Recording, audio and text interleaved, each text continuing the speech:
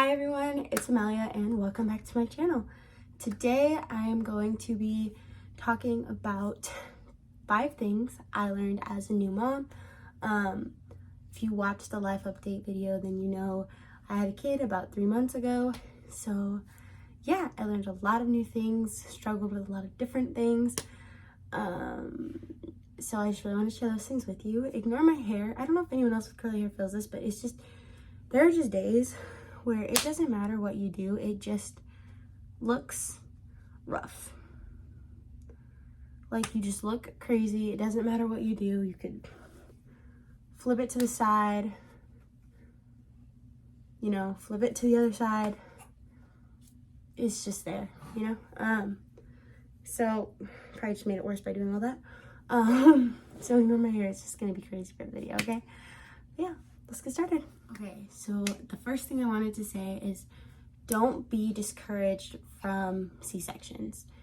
Like, and what I mean by that is don't just automatically go for it. Like, it's not easier than pushing the baby out, but it's not as scary as it looks. And it's not as hard as it seems. Like, you can do it, I promise you.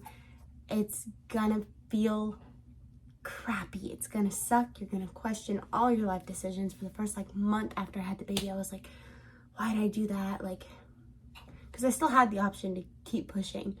I personally opted for the C-section after about almost 2 hours of pushing because I got so tired, so exhausted, and I have epilepsy, for those of you who don't know me. And so when I get really stressed, really overheated, things like that, it can trigger that for me. So I got really intimidated by the idea of continuing to push and potentially having a seizure and that doing more harm than good. So I was really hard on myself for probably the first month after I had the baby about it. And that's something I want to say. Don't be hard on yourself if you do end up having a C-section. But also, if it's required for you, say your baby is super large or health complications, whatever, if it's required that you have to have a C-section, don't be hard on yourself. Don't be discouraged, because at the end of the day, you are still a mom. You still gave birth. You still had that baby, okay? So yeah, that's my first thing. Right out the gate, the first thing. Secondly, buy a ton of burp cloths, okay? I have, I don't know, 5 or 6 burp cloths, and I'm like, that's gonna be enough. No, I'm my not yet a mom self, totally ignorant, okay? Buy literally the entire supply at Target, I swear to you. Not all babies have reflux, but my daughter has the worst reflux. From the day she was born, she would spit up. I don't know why. Well, I do know why reflux happens, actually. It's like a muscle in somewhere in the esophageal tract that I guess doesn't open or close all the way. So that's why the food comes back up. Something along those lines. Don't ask me, ask your pediatrician. Anyway, so buy a ton of burp rags. They're so necessary. Even if your baby only spits up a little bit, it's just nice to have extra, I promise. You have to do way less laundry that way because you'll still have more. I do laundry all the time because I go through the burp rags so fast.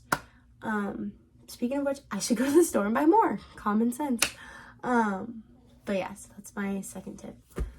Number 3 is that pacifiers are actually a lifesaver.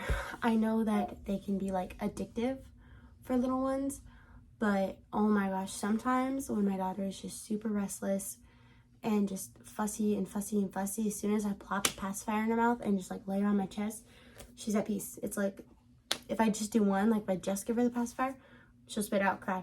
If I just lay her on my chest, she cries. That mix though, it's like it solves everything. And sometimes the pacifier by itself will work, but 9 times out of 10, she's gonna want to be on me with the pacifier. And I think part of that is it helps her hold it in because it kind of presses on my chest. Yeah, pacifiers are lifesavers. Obviously, you want to cut it off eventually before they get too dependent on it, because once they're old enough to be like, oh, I want my passy, then it's going to be a lot harder to get them off of the pacifier. Sorry, I don't know why I keep looking out the window. The window's right here, and I'm like, using natural light to film. I don't have a ring light or anything, so this is what we're working with. Yeah, so that is my third tip, question mark. Okay, so number 4 is the first month is the hardest, at least in my experience. She was up about every 2.5 hours, ready to eat, and the other issue with that is she would stay awake after she ate. So I would burp her and she would just stare at me. After she was done eating, when I was trying to put her to sleep, she'd just stare at me, look at me, stare at me, look at me. And I mean, it would be like an hour before I got her back to sleep. So in reality, I only had about an hour to an hour and a half to sleep before she was up again for the next time to eat. So it was a little rough for me. Not everyone's baby is like that. The older she got, she started to fall asleep while eating. So then that was my next problem, was I had to try to keep her awake while she ate. She's fussing. I will be back. Okay, and the last one I have for you guys is postpartum anxiety and postpartum depression are very real, and they can come to those who least expect it, to be honest with you. You might think, I'm gonna handle having my first baby like a pro, it's gonna be easy, no issue whatsoever.